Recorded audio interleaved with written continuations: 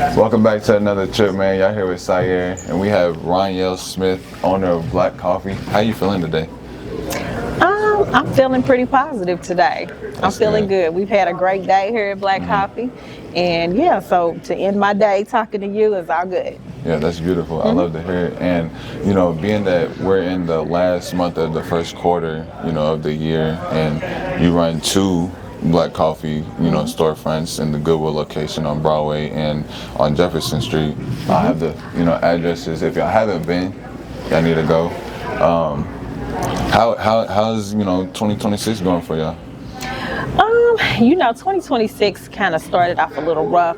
You know, we expect to be slow around the holidays and, you know, January, February, because it's cold. But what we did not anticipate on was the blizzard of 2026, which really kind of threw a wrench in the plan.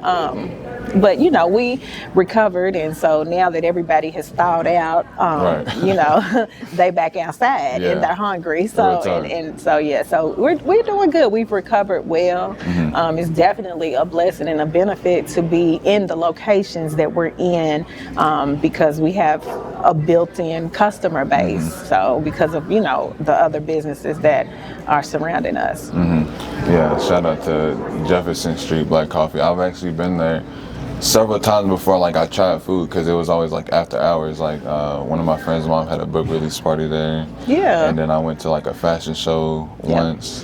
Miss Nicole Scott.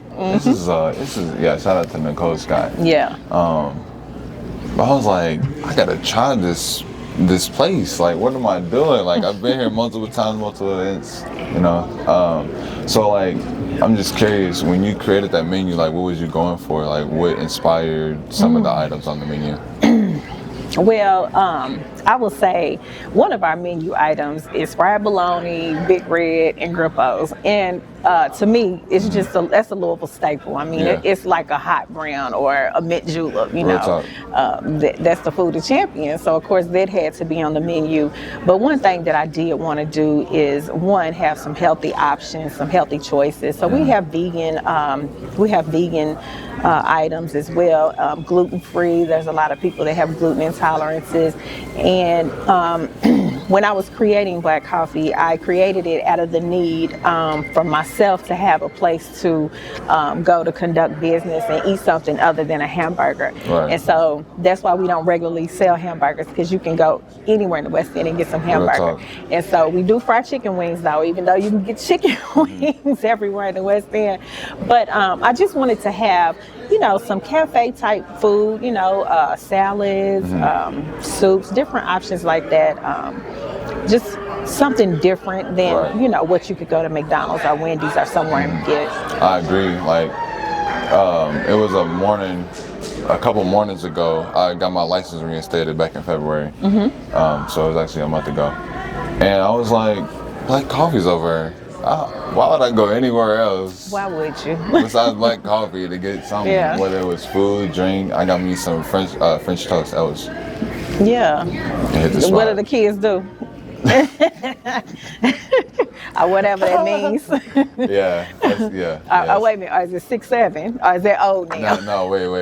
That's not my generation. That's the generation after me, okay? You know, we serve. Listen, but by virtue of us being so close to Shawnee High School here at this location and being so close to Central High School, I get a lot of, you know, kids, you know, still in high school. And so they're like, that's good though, like being that they're introduced to, you know, a Black-owned coffee shop, because I don't know of too many outside of the one that you run. I'm sure there's others in Louisville. There's a couple, yes. You have a unique storefront, you know, being that it's in a Goodwill, you know, building, and then, you know, the Jefferson Street is right next to Central, so it's like, it just got that historic vibe to it, you know. It does. That's pretty cool. And you know, the other thing too, you know, we like breakfast. How are you? Good, how are you? We are recording. No, it's okay. I'm sorry. That's all right. So this is one of my church members over here. Just pick out one, whichever date you pick out, that's how much you owe me building for. What am I doing now? I said, whatever you pick one, you pick out. Write your name over. I'll get it for the end of the month. Whichever one you want to pick out. Those down there. The ones down there? Yeah, because I think Angie said we don't have to turn it in till the last Sunday of the month. Okay, well, I'm going to pick number 11 because I like the 2 ones. All right. Okay. You want to pick out one? I have to find you. Me? All right. What? That building from that church. It's called the Calendar. Miss Phyllis the strong arm man. Yeah, I have to see you. What'd you give baby? Oh, Ronyale. She jacked the price. 11. $11. Yes, ma'am. Look, I'll find you. Get it from my husband. Get it from Kevin. He got it.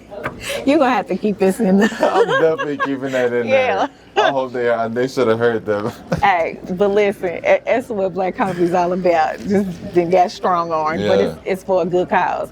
But no, but like I was saying, we like breakfast. Breakfast, yeah. You know I what was I'm saying? definitely getting back to that because I don't forget about breakfast. Yes, Yeah. we serve breakfast all day, so that's definitely a plus. And the other thing too about Blak Koffee is we are not open on Sundays, and it's keeping in line with the culture because our tagline is where coffee, culture, and business meet, Right. and so we tend to go to church on Sundays and eat home cooked meals with our family. So we are closed on Sundays because I want all of our employees to do, what they want to on Right. Sundays. But, if that means going to church and having dinner with family and preparing a home cooked meal, we're going to keep that tradition going. Right. So.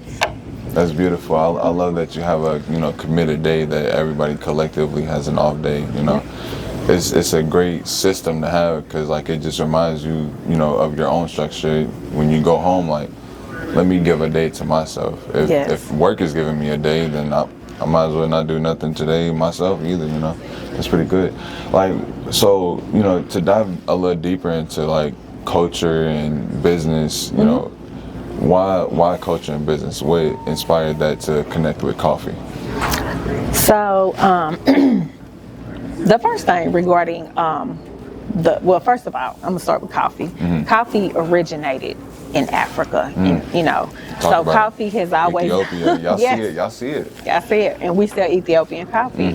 But it's always been black, so it's appropriate. This is us. This is our thing. This is our culture, Right. our heritage, and then the culture piece of it. I am very, very pro Black. I love my people. I love being a Black woman. Yeah. I just love our culture. We are so unique. We are the salt of the earth.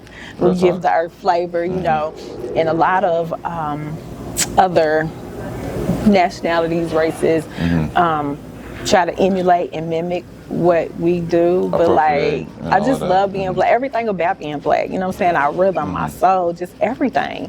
And it's definitely it's organic. You know what I'm saying? We just born with it. Yeah, you know. But also in that my mother is a lover of history, as am I, and we grew up going on vacation. So when we went on vacations, my mother always made sure that, we're gonna go to Disney World, but here we gonna go to this African American museum and learn about slavery and, and Jim Crow. So we grew up around that, and then, also to support that culture, especially Louisville culture. I'm a grandparents' baby. I grew up in the house with my grandparents, so they always talked about Old Walnut Street and how they would work on Fridays and Saturdays, get off and get all dressed up and go down to, the Top Hat and to the chili parlor and all those things. And so if you, really take the time to pay attention to the decor and the layout of Jefferson, it does pay homage to that with the photos that are on the walls. Those are actual people that lived and worked and played in Russell, in that Old Walnut Street area. So it's definitely paying homage to that. And the fact that Old Walnut Street, it was Black excellence. It was a place of Black commerce, and we just, we were doing our thing, and so until they came through and did the gentrification or the urban renewal or whatever it is that they do. Come on now. We know what it really is. Right. So, I'm really intentional about promoting other Black businesses within my space, and as a way to create an ecosystem to get back to what Old Walnut Street once was, and to pay homage to all of those whose shoulders I stand on. So that's the culture. And then business. I'm a businesswoman. Yeah, I have we can never.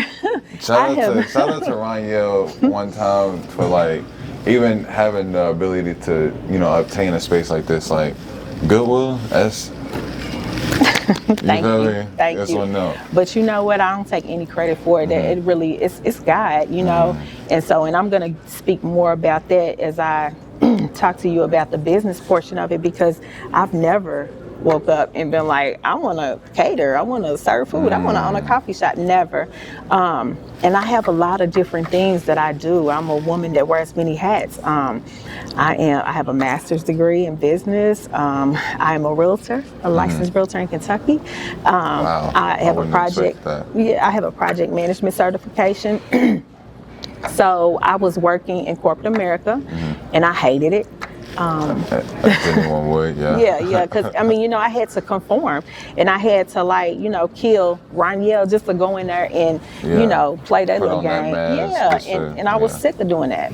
So I started coming up with a way to my escape plan, and so that was for me to get a real estate license, and I already had the project management, so I married the two because I really like construction management, and I just love projects, and I love just doing stuff like that. And so what I was finding is I live 30 minutes from the West End, and that's when traffic is good. So coming down here, once I meet with my first client or do a walkthrough or something like that, I didn't have any place to go, because I just don't have any family really that lives in West Louisville anymore. So Blak Koffee was the answer to the problem I was having as an entrepreneur and a businesswoman. Just really no place to go where I could have a meeting, use the internet, and be comfortable with it. And so I'm gonna say God dropped it in my spirit to create Blak Koffee. He gave me every bit of it. And so what I thought I was doing for me, and let me just back up and say, my concept of Blak Koffee was a little 8x10, like a jail cell. And we was gonna be in somebody's building that had Wi-Fi, because we was gonna use their signal. And then I was gonna get a Keurig and buy a couple of Lunchables, and that was the coffee shop, right? But you God see, had way. listen. Yes, but but that's how I know that Blak Koffee is, first of all, not my coffee shop. It's God's coffee shop, and Blak Koffee is my assignment, and I'm just trying to be faithful. So I don't take. I can't take credit in all of this, because I'm operating, in my gifts and what God told me to do, because anybody knows that the restaurant business is an extremely hard business. Having a coffee shop and a food business, it's like having two businesses in one. Because you're managing two different products. Like, I'm not even that type to interview you on that level, so I couldn't even imagine what they would ask you. But it's a lot. Just from watching TV shows, because that gives somewhat of a perspective. I know it's a lot. I've worked in a kitchen before. Like, I've worked at a bowling alley kitchen before, and just running that kitchen, I'm like, nah. Yeah, it's definitely don't recommend it. But being an owner, that's a lot of delegation right there. Can you just speak on delegation? Is it? Is it really? Because I've yet to be able to. Okay, so just speaking on that perspective, do you want to delegate, or is it just something that you just, it's so much tied into it, you don't want to delegate? I want to delegate. Oh, I want to. But, this is my baby, and again, this is my assignment that God has put me on, and He absolutely sends me everything and everybody that I need. You know, I can just be talking to somebody just like I was talking to Tryp before he left. He, you know, I just started just saying what I needed, and people were like, oh, well, my so-and-so, he's a licensed electrician, or, you know, they do this and we can get the floor, you know, so he sends me everybody I need. And as far as the day-to-day operations, you know, the hardest part is the employees, you know, because you know, you can manage people, but you can't really manage people. You know what I mean? And you don't want to be micromanaged them, That's it. because that'll just make it worse. Exactly. Whether they're a good employee or not, like, So yeah, and I mean, you know, I will say one thing. I am not the type of owner that sits somewhere with my feet propped up. I tell you that. That's good though. Like, that shows, like, if y'all ain't gonna do it, I'm gonna do it regardless, because it needs to get done. Yes, like, got to. Yes. And you know, I have that type of mentality that, like, before I let you sink my ship, I'm gonna throw you overboard, and we going full throttle. That's important. And so, like, I have cleaned the toilets, I have mopped and swept the floors, I have made food, I've made drinks, I have washed windows, I have done it all. So I don't ask anybody to do anything that I'm not willing to do myself. Right. So, you know, and I'm slow to hire and quick to fire. So I find people who fit the culture, people who present well, people that I know will deliver good customer service and take care of my customers, because that's the most important thing. Without the customers, you have nothing. Real talk. You know, there's no business, there's no people to talk to, communication, no fellowship involved at all. Yeah, and so, you know, and one of the things, you know, the vibe over at Broadway is just slightly different from the one at Jefferson, but anytime you go in Jefferson, it's like a family reunion. Real talk. Everybody knows each other, and they clapping and hands and high fives, and you know, making deals, and, you know, making connections and collaborations, and that's what it's really all about. It took me not a long time, but it took me a while to figure out, like, this is not about the food that we sell or the coffee. It's about the interpersonal, the connection that happens here. It's about the synergy that that Blak Koffee is creating. And, you know, it's where deals get closed. It's where contracts get signed. It's where collaborations and partnerships are made. Thanks. And that's what it's about. Literally, though. So I'm curious, what's the meaning behind, you know, taking the C out completely? And I've always been curious what that means, you know, and I feel like it was only right to ask you. Okay, so there are some other, first of all, let me say, I spelled it this way before I knew it was other Blak Koffees, but there's like other Blak Koffees. There's like one in Texas, there's one in Cincinnati, I've been to that one, there is one in Atlanta. But are they on the same them, vibe? Like, are they on the same? I don't, you know, I don't know. Louisville was its own place anyway. Right. America, so. Especially West Louisville. Real talk. Real talk. You know, it's a difference. We in Kentucky, but Louisville's somewhere different. So, but they spell theirs with the C's in there. And, you know, I wanted Blak Koffee to be unique. I wanted it to be different. And I wanted it to be as ethnic and cultural as possible. Right. And if you look up the word black, you know, there's other, you know, different spellings of it, and BLAK is one. So just, you know, feeding off of that, and we got the brew crew, and everything is BK. You know, we got the BK this and the BK that, and the Black. This is not Burger King. No. This is Blak Koffee. You understand? and listen, you can pretty much have it your way here too. You know. Boy. Remix on the way. Hey, listen. But yeah, and then, you know, I give my employees a lot of autonomy and, you know, space to be creative, because most people who work in coffee shops are creatives. And, you know, this is how we come up with our signature drinks, like the Black Girl Magic and the Black Boy Joy and the Blacknificent, and, you know, things of that nature. So yeah, just all things That Black. reminds me, what off your menu is your favorite to, you know, get on a daily basis, or, you know, on a special occasion, if that's more of your vibe? I like pretty much everything we cook. I mean, it just depends on what you're in the mood for, because, like, I think what sets our food apart too is it's cooked to order. Yes, We it don't is. have stuff sitting, and it's just made fresh. I hire chefs. I hire people who are experienced in the kitchen, and I'm not talking about experience working in McDonald's. I'm Right. talking about some real on the line, on the grill cooking. And I think that right there in and of itself, kind of gives our food a different flavor. I mean, it's like cooking at home, basically. Yeah. But I think the omelets are good. I love loaded fries. Yes. Our chicken sandwiches. I love the our chicken and waffles. That made my day. Oh my goodness.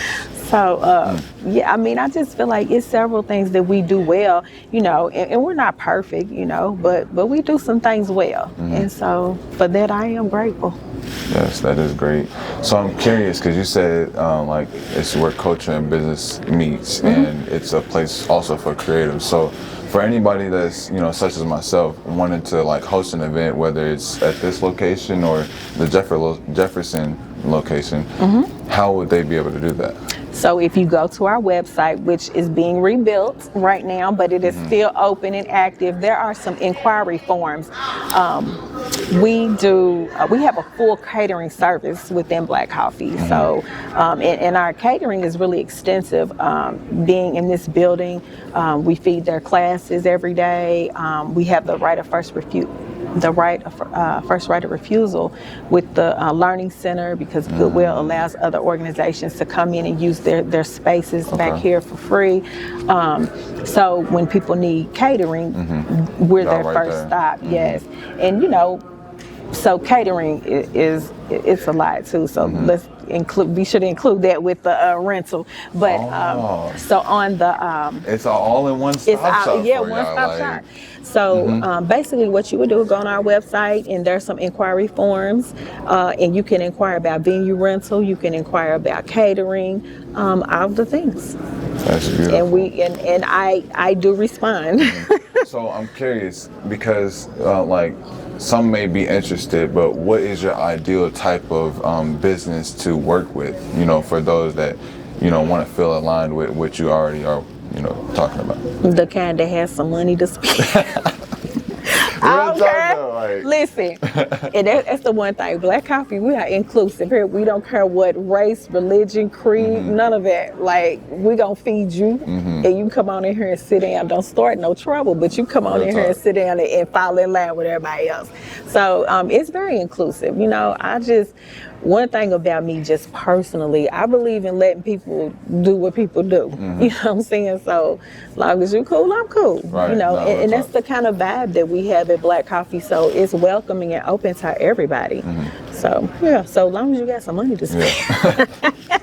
Real talk though, we're not lying. That's what keeps the doors open at the end of the day. So That's good that because there's a underlying issue within our community, especially in my generation and the generation coming up, that there's not many spaces for us to be and feel comfortable at, that we won't be taken advantage of, or being looked out for, just in case we needed an extra resource, or not a handout, but like a piece of advice that you may be able to offer, being that you have your master's degree, you have 2 storefronts.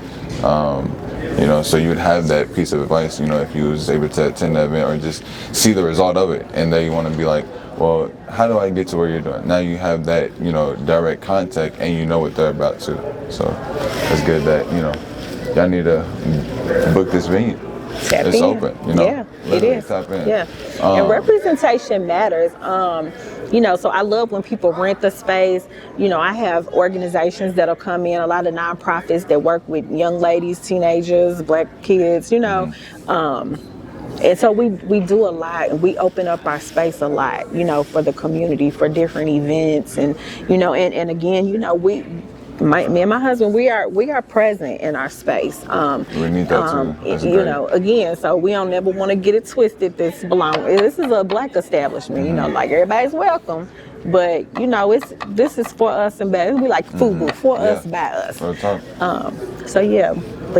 We definitely welcome anything positive and uplifting, anything concerning mentoring kids, and then if you just want to have a baby shower, you can do that too. A coffee shop would be a great spot for it. Real, I do a lot of baby showers. We do the food. I have a bridal shower coming up. I mean, you name it. We've done cuts and combos with the law enforcement and some of the judges. We've done a lot. I mean, we've met with the Small Business Development Center, and they brought in some people from DC to do a round table. So our doors are open. We do a lot for the Federal Reserve Bank. So there's no limit. Yeah, that's good to hear. So I'm curious, have you been considering another location? Is that something that maybe is on the Blak Koffee timeline in 2026? No. So everywhere I go, people are like, we need one out here in Norton Commons. You should How put do you one handle in those conversations? Louisville. I'm just curious. So how I handle those conversations is say, well, listen here, this is what we're doing. We are actively putting together a package. I feel like we have a model that is easily replicated. So we are trying to package all of that up and license it. And then I'm going to go show you how to get your own Blak Koffee. Franchising, you getting into that business. I would love to, yes. So that's, kind of where I'm at with it. We're going to have another episode on that. I just unlocked something totally different that I need to talk to y'all about, because franchise, y'all see how many, the 7 brews that be popping up, yes. That's what she's talking about, y'all. Like how we just seen 7 brew around the corner, now it's around this corner. Yeah. Blak Koffee is trying to. Yeah, and I don't want to saturate the city with Blak Koffies. And somebody told me early on that one of the most detrimental things to a business is too much too fast, too much growth too fast. Exactly. And so I was having a conversation with a lady named Val Jones. She developed Nulu, the Whiskey Road, and she basically told me, Jefferson's your flagship. So she said, before you open up anything else, make sure number 2 runs like a well-oiled machine. So, and that's what we are doing here at this location. We're perfecting our processes and making sure they're, they can be replicated and making sure they're in a format that can be licensed. So that really is my goal for Blak Koffee, because see, I don't know how you think I am. I'm gonna tell you what, I got more years behind me than in front of me, and I am not trying to work this hard for the rest of my life. I'm trying to go do something, sit on the beach. We all need that too, and we need to see that perspective, because I feel like when we are seeing the older generation, there's not a lot of representation that it's a release of being in the workforce, because like you said, you're not supposed to be working this hard, right, this long. Like no, it's not even humanely, like it just don't even make sense. It's not sustainable to the human body to work that long. So that's definitely needed. And I'm looking forward to when you get to that point too. I am too.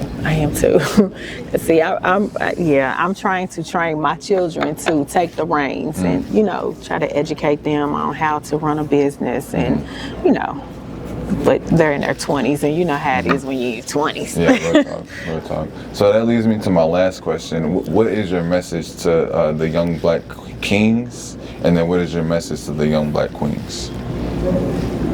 If it's 2 different messages, I would kind of think. You know what? The very first thing that I'm gonna say is so many things I could say, but first and foremost, trust God.